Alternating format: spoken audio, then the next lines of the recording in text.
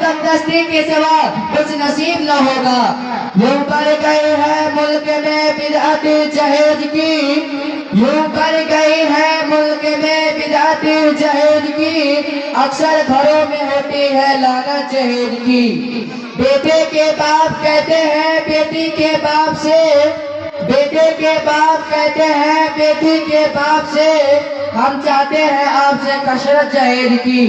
بیوی کے ساتھ ٹی وی ہو اور راج دودھ بھی، بیوی کے ساتھ ٹی وی ہو اور راج دودھ بھی، اور نقل 1 لاکھ دشمن جہیز کی۔ اپنے معاشرے کا انہیں کینسر کہو، اپنے معاشرے کا انہیں کینسر کہو، بڑھتی ہی جا رہی ہے قباحت جہیز کی۔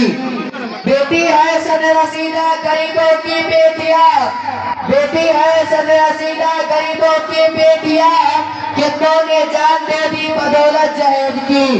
ٹیلر سے ڈاکٹر انجینئر کے گھر، ٹیلر سے ڈاکٹر انجینئر کے گھر، اکثر ملے گی آپ کو دولت جہیز کی۔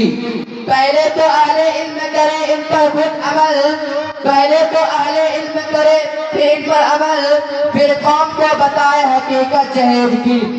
اسلام کے پاس بانو، آج ہندوستان کے اندر اور خاص طور سے ہمارے معاشرے میں جہیز ایک ایسا ناسور بن گیا ہے جو ایک بھی ہتھیار سے زیادہ خطرناک اور مہلک ثابت ہوتا جا رہا ہے۔ اس مریض جہیز کی بنیاد پر ہندوستانی معاشرے میں روزمرہ اخبارات کی رونق جان بن کر یہ سرخیاں چھپتی ہیں کہ فلاں شوہر نے اپنے سسرال والوں سے پلیٹ نہ ملنے پر اپنے نئے نویلی دلہن کو جلا دیا، فلاں شخص نے مزید جہیز کا مطالبہ پورا نہ کرنے پر بیوی کو موت کا گھاٹ اتار دیا۔ عجب ماجرا ہے حضرات دیکھیے، عجب ماجرا ہے حضرات دیکھیے، داماد مانگتا ہے خیرات دیکھیے۔ پیارے دوستو، اخبارات کی سرخیاں ابھی کئی قوم ہی کے بارے میں نظر آتی تھی، مگر افسوس سر افسوس کے رفتہ رفتہ ہمارے اسلامی معاشرے کے اندر بھی وبا پھیل چکی ہے کہ آج اخبارات کے اندر جہیز کے لیے بھیج چلنے والی کئی فاطمہ، کئی راجیہ، کئی شبنم، وہ فرزانہ اسلامی شریعت کے نام لوا سے یہ کہہ رہی ہے کاش ہماری شریعت کتابوں اور وعدوں کے بجائے عمل میں آ جاتی۔ پیارے دوستو اور اسلام کے نوجوانوں، آواز رب ذوالجلال کی جانب سے عطا کردہ وہ حسین تحفہ ہے جس نے انسانی زندگی کو رونائی بخشی۔ اسے عورت کے دل سے نظروں میں خوبصورتی پیدا ہوتی ہے، اسے معصوم کلید حضرت آدم علیہ السلام کی زندگی سے خوف و دہشت کو دور کیا۔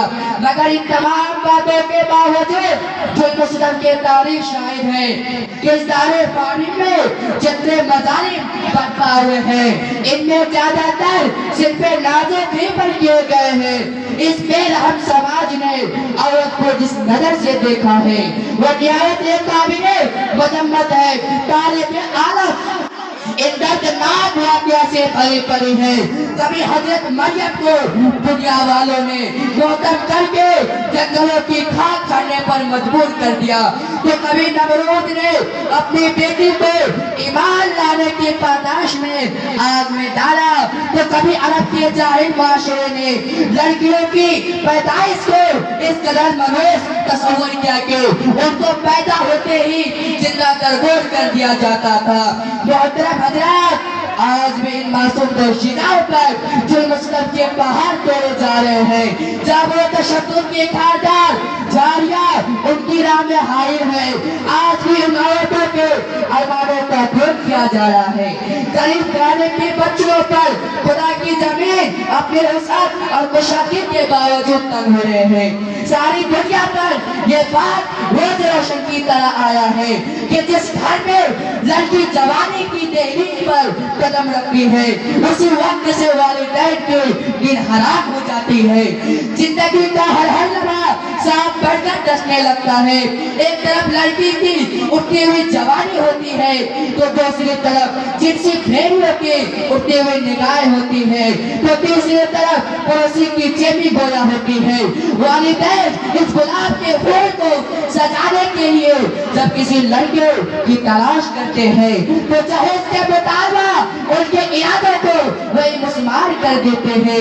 اور جہیز کے ٹھیکیداروں کان کھول کر سن لو، ذرا دیکھو سید الانبیاء آقائے مدنی سرکار دو عالم تاجدار مدینہ محمد مصطفیٰ صلی اللہ علیہ وسلم کی پیاری اور لاڈلی بیٹی حضرت فاطمہ کا عطر مسنون کس انداز سے ہوتا ہے کہ جسم پر جو چادر ہے اس میں 16 پیوند لگے ہوتے ہیں اور بنت رسول ہونے کے باوجود پیارا شیر خدا حضرت طلحہ رضی اللہ تعالیٰ عنہ کے گھر کے جانب سے روانہ ہو رہے ہیں اور جہیز میں ایک بستر، ایک چکی، 2 مٹکا پر